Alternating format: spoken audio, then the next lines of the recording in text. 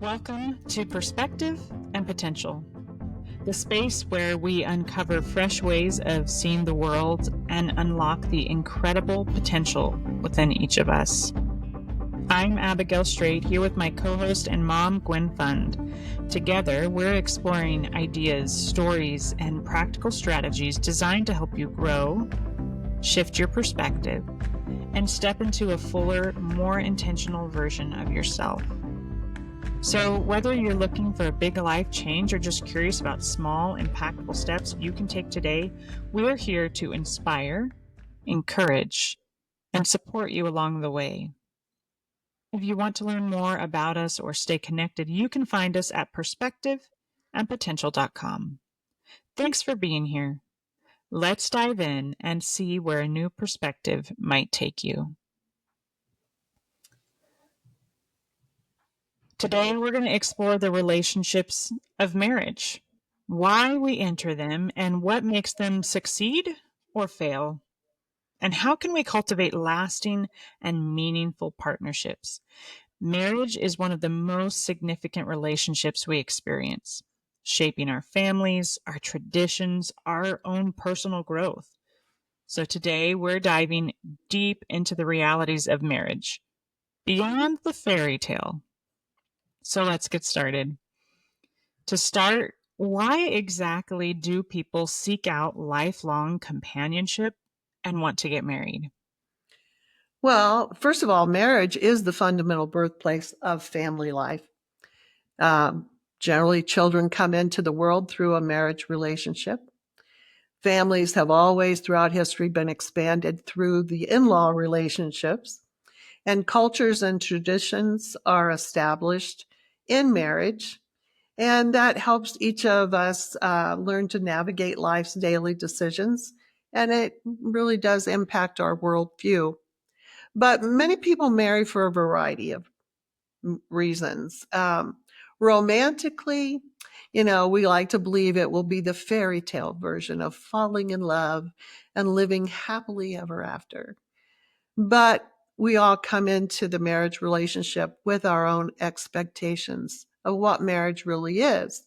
And those are based on our prior life experiences, what our parents' marriages were like, if we've been married before, what that former spouse relationship was like.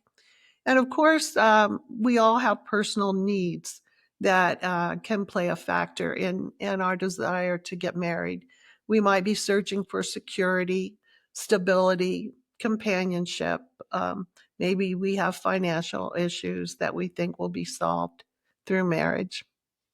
I think that's interesting because what you've just kind of, I think, helped people have that aha moment about is that we don't realize just how much of our understanding of marriage is shaped long before we ever even say, I do. It's like we're subconsciously following a script written by our past experiences. Or how many Disney princess movies we've watched. Right.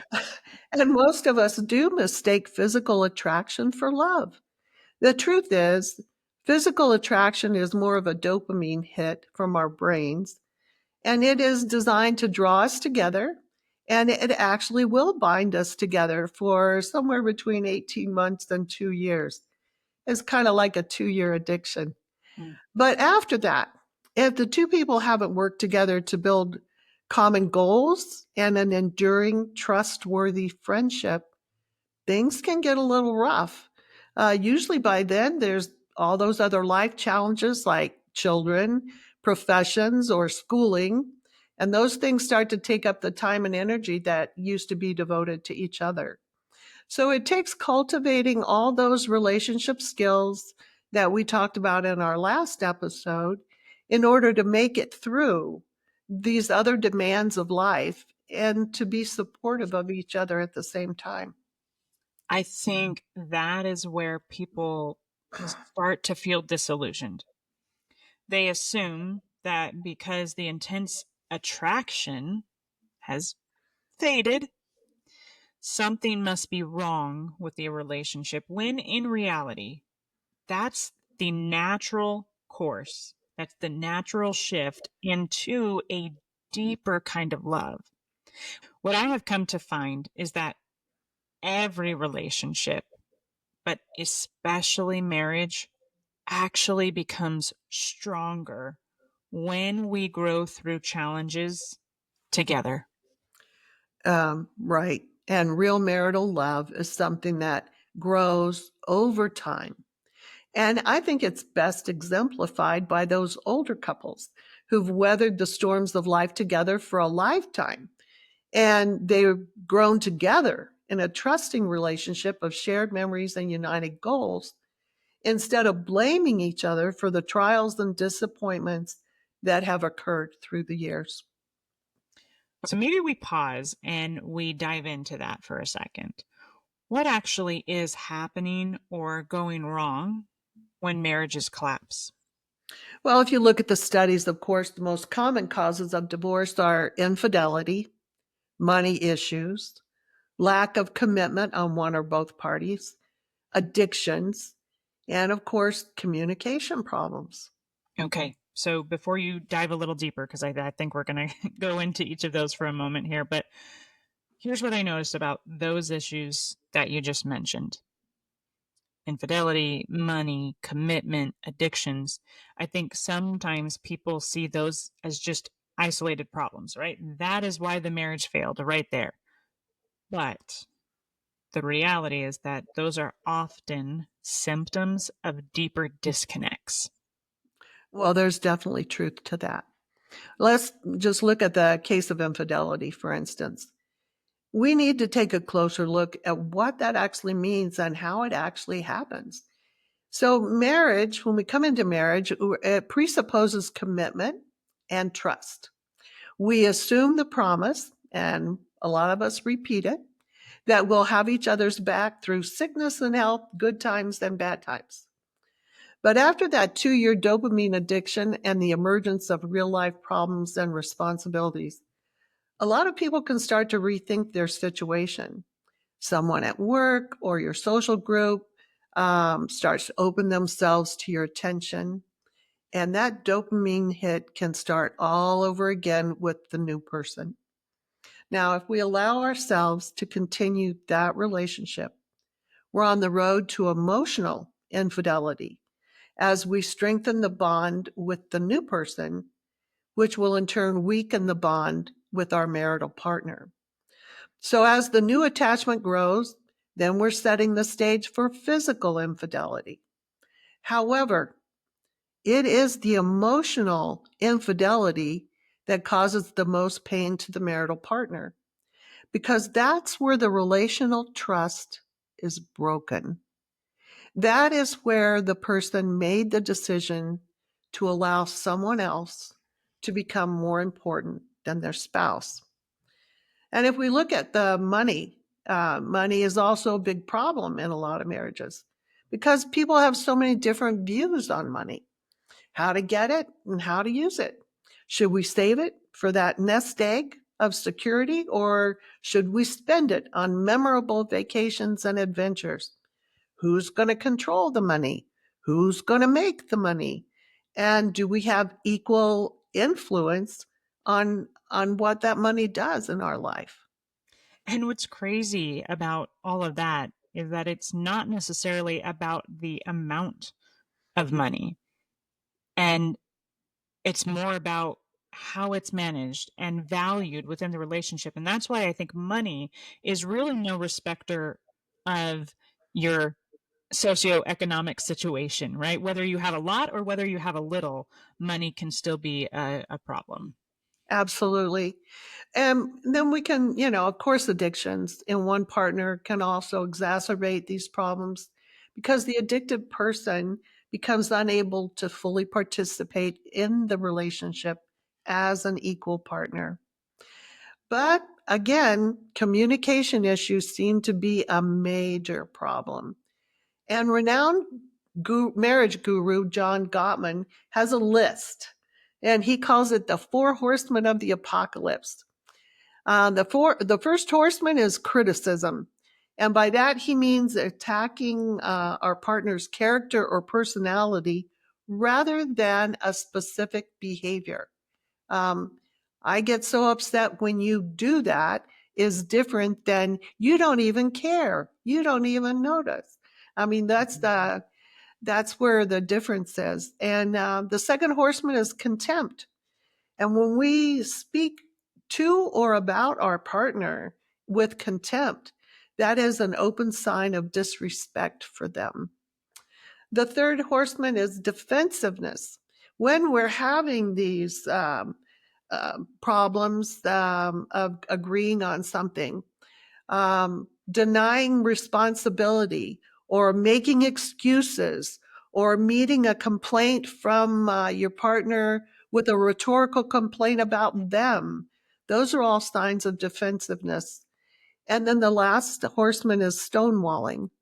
And that is just regularly refusing to respond to complaints or attempts to connect.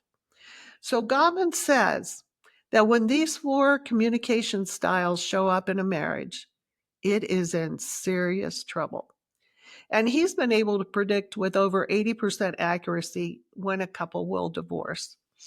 But he also reports that an unhappy marriage can increase a person's chance of becoming ill by 35% and can take up to 4 years off their life. That is wild, but it makes so much sense, right? Our closest relationships directly impact our own mental and physical well being. I think that's what makes it so hard to repair the damage, though, once criticism takes root, because your partner starts believing that something's fundamentally wrong with who they are. I mean, and if you go back to the beginning of the relationship, isn't that initially what attracted us to that person in the first place? And so it's no longer then about resolving an issue, like, some of the examples that we've talked about, but it's really about them trying to defend their own worth and who they are. And so when we criticize our partner's personality, we're essentially attacking the core of who they are, not just what they did. And it feels so deeply personal because it targets, right? Anytime we get attacked, for a personality quirk, it attacks our identity rather than our actions. And like you said earlier, that's what it does, is it erodes the trust and the security of the relationship. Exactly. And marriage is a relationship where we become the most vulnerable with the other person. It is so intimate. We expose ourselves physically and emotionally on a level unlike any other. We entrust the most sacred part of ourselves to another person. And if that person begins to criticize or show disdain for who we are, it is devastating to our self esteem and self worth. And we begin to feel the failure somehow inside of us. We feel rejected and we begin to question ourselves. And if we decide to react with counterattacks or defensiveness or stonewalling, we can make the division between us even wider. So, all of these emotional upheavals can cause us to spiral into deep depression and, in some cases, unhealthy coping techniques like substance abuse or overeating. And all of those things, of course, lead to a myriad of health issues. Now, I'm sure that of those listening, there's a wide array of where people are at in their own individual marriage relationships. I mean, after all, the relationship is as unique as the two people in that relationship. So I have a couple of questions that I would love for us to dive into for the listeners. What are some ways that we can safeguard or improve our marriage? And for those who are looking for marriage, how can they preemptively apply those concepts while they are searching for a companion? Well, we're going to go back to John Gottman. He is the marriage guru, and he has 7 principles that he recommends. Number 1 is to enhance your love map. So, in other words, It means getting intimately familiar with each other's world. What happened at work today? How was your mom? How was your conversation with so and so? So that we know them in such a close and intimate way, and we are interested in that relationship on a very deep level. And it helps, of course, if both parties are doing this. The second principle is to nurture fondness and admiration. Remind yourself of your spouse's positive qualities. When two people live together, they're bound to get on each other's nerves at times. But you have to go back and remind yourself of, like you said, why you married them in the first place. The third principle is turning toward each other. And that means that we turn toward each other's bids for connection instead of away. Your partner says to you, hey, would you like to take a walk or sit outside for a while? Maybe they're really saying, I need to talk to you. And so instead of saying, oh, no, I'm busy right now, you can say, hey, give me 5 more minutes, right? And we'll go. So number 4 is to let your partner influence you. Search for common ground. Uh, it can't always be your way or the highway, right? We each have to learn how to give in a relationship. That is what a relationship is. And number 5, this is a really interesting dynamic here. It's solvable problems. Now, according to all the marriage and relationship surveys, only 70% of problems that we have in marriage are not solvable. Wow. Maybe you're an extrovert and he's an introvert. Maybe he likes sports and you like to cook. Maybe, you'd rather go to a show, but he'd rather go play, tennis. Um, those kind of problems are not going to go away. But of the 30% of the problems that we do have in marriage that are solvable, Gottman says 70% of those can be taken care of with just a conversation. Mm. And he suggests 4 parts for tackling a problem. First of all, use the softened startup. When you're introducing this problem that you're having to your spouse, come at it nicely and own it. I'm having a problem when this happens. And, again, we're not attacking the person, we're attacking the problem. He says, then learn to make and receive repair attempts. So, maybe they're saying, well, maybe we could just do this. No, no, no, no, it's got to be this way. You've got to learn to make and receive repair attempts. Number 3, soothe yourself and each other and learn to compromise. Mm. Relationships, again, are about being able to compromise. Number 6 principle is to overcome gridlock. And he's talking about honoring each other's dreams.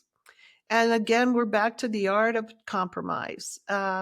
So we do something they like this time, and maybe the next time it's our turn to get to pick what recreation we're going to do. So it becomes a back and forth. And then, of course, number 7 is creating shared meaning. And this just means that, we all tell ourselves stories about that explain our marriage. We're just a dynamic duo together. We read each other's minds, or we understand each other's lives. We come from the same background. We have the same goals. We all have a story. And that helps us to create shared meaning in our relationships.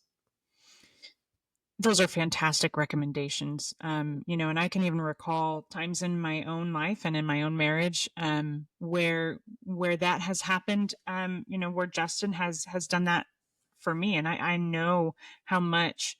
Not only did that build my trust and my security in our partnership together, but in turn, it helped me personally grow. Towards the beginning of our marriage, we were married young and both of us working and trying to get through school. And we made the decision that while our kids were young, that I would stay at home with our kids, prior to them going to school. And he was the sole wage earner. And even in that aspect, neither of us considered that one person was pursuing their dreams and the other person wasn't, because having a family was part of our dream together, right? But the reality was that somebody had to watch our children, and we felt like that it needed to be one of us, and so that was the decision that we made together. But what I where I felt so valued and seen was, I can remember a comment that he made to me, um, right before I re-entered, the workforce full time, and he said, "I feel like I've been living with a caged tiger." And he said that because he knew that he had faith in my abilities and what I would be able to do, um, but that I had just been waiting for that opportunity. And so, what I love about all of those suggestions is that it highlights that good marriages are not just about avoiding problems. If we go back to the very beginning of our conversation today, we talked about some of the um, things that can, lead to the collapse of a marriage. But every marriage, and even good marriages, there are things that we can do, and the word we used earlier was safeguard, right? So we can start building stronger relationships.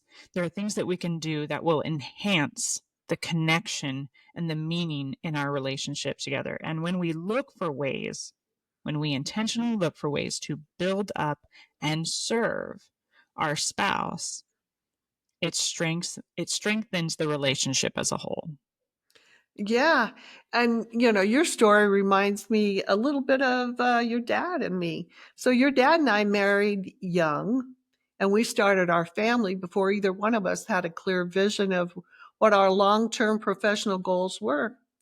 Now, your dad decided on firefighting because he likes a physical job that helps him to move around. And he found volunteer opportunities that helped him to learn firefighting on the job. And I was supportive and okay with the extra time away from me and the kids that he had to take. But for me, I just knew that I loved learning and psychology. But because I was already a full time mom, which I personally considered to be more important than anything else, I had to get my education a few classes at a time. I just needed to put my professional dreams on the slow track. Your dad was always willing to be the co parent and allow me the time and the money to take those classes that I loved so much. So, in this way, we were able to support each other with different dreams. So, along with, you know, that sharing and caring and enhancing and helping, I would suggest another resource, and that's a lady named Sue Johnson. She wrote a book called Hold Me Tight. Now, this particular therapy is an attachment model that requires each partner to cultivate their empathy skills and learn to be accessible, responsive, and engaged with their partner on an emotional level. We get more complaints from women about this, that men seem to be less comfortable with these emotional um, connections. But if a marriage is going to grow, you can't just be connected on a physical or a mental level. You really do have to enhance that emotional connection as well. But lastly, my one of my favorites, I love Gary Chapman's Five Languages, Love Languages, and Five Languages of Apology, because he focuses on that communication problem a little bit differently than Gottman. He talks about how we have each of us have a different love language and a different language of apology. And if we can take the tests They're very simple. And if we take those tests and learn what our love language is and what our spouse's love language is, then languages of apology as well, then learn to speak each other's language. You can be expressing love in one way and they're looking for it in a different way. And I love how he has opened up this whole new idea of expressing love to one another in a way that we're able to receive it. I think, one of the biggest takeaways here, and I love all of that because it just feeds right into this concept that strong marriages do not just happen. They are built intentionally through consistent effort. And there's going to be mistakes. There's going to be times when we have to apologize to each other and where we have to forgive each other. And it's that consistency, the communication and understanding that actually makes a strong marriage. I also I think of this moment that was so pivotal for Justin and I in our relationship. Of course, we've known each other since we were 13. And, we graduated the same year, same graduating class. During that graduation rehearsal, we were practicing in the gym and we were told at the end of that we needed to go to the cafeteria, which was across the courtyard from the gym, to receive our cap and gown. Well, in a graduating class of about 400 students, right? Nobody wanted to be the last in line. That was going to be an extremely long wait. So we grabbed hands and we started running across the courtyard together. And there was this moment where right in front of the doors to the cafeteria, there were about four or five concrete steps. And without saying anything, we just looked at each other, gripped each other's hands, and jumped over those 4 or 5 stairs. And what was so significant about that is that there could have been some very real consequences to that decision. Um, But we go back to that core memory all the time because we made the decision to not only move forward, but to accept the consequences, whatever they may be, together. And that has become a living metaphor for our relationship that we need to make decisions together. We go back to some of the other things, problems that might arise in a relationship, money, moves, all of that we do together, have the conversation and move forward. So there's no finger pointing. There's no, it's your fault. It was, you wanted to do this. I didn't want to do it. We're going to do those things in lockstep. Yeah. So, in answer to your second question, so you ask people who are looking for a companion, how can they look at all of this and maybe find something of value for them? This is what I would say. If you are still searching for that companion, my suggestion to you is to adopt these qualities of respect and commitment into yourself and then seek out someone who shares those same values. When I talked at a single adult group about this topic years ago, I said, don't be afraid to have those hard discussions before marriage. Honestly, you've got to know what this person is like on a deeper level. And for heaven's sake, don't let that 2-year dopamine high cloud your thinking. So as we come to a close today, let's just pinpoint some of the most crucial points from our talk and conversation and consider how they apply to our daily lives.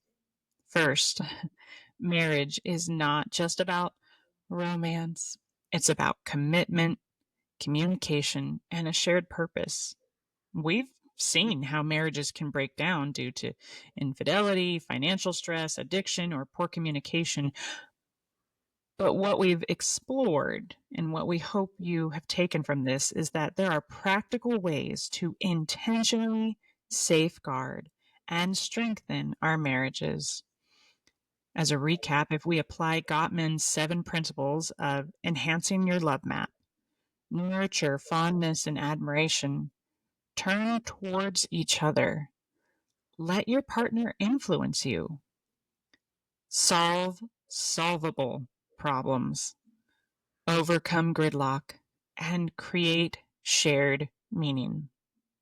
Couples can build deeper connections, resolve conflicts more effectively, and create lasting, meaningful relationships. A strong marriage isn't something that just happens. It's something we cultivate intentionally, day by day. In our next episode, we're going to explore the topic of parenting that empowers. If you'd like to learn more about this podcast, be sure to follow us on Facebook and Instagram. We'd love to hear from you. Share your thoughts or suggest topics for future episodes through our website or social media. Your input helps shape the conversation and makes perspective and potential even more impactful. We're Gwen and Abby, and you've been listening to Perspective and Potential. Until next time, keep exploring new perspectives and remember that every small change can lead to something big. Food for thought. Bon appetit.